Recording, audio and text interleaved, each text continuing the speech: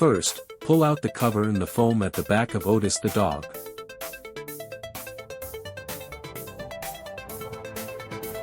Then insert the hook through the nose of Otis.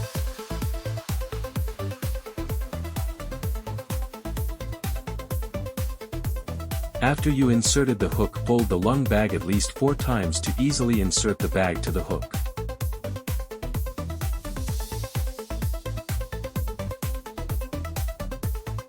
Once you hook it up, pull out the hook gently from the nose of Otis.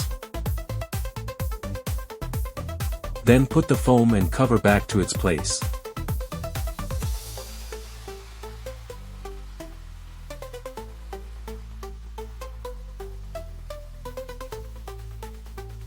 Adjust the lung bag base on your preference.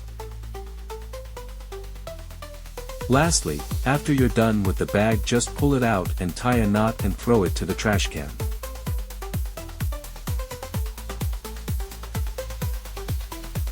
Thank you so much for watching.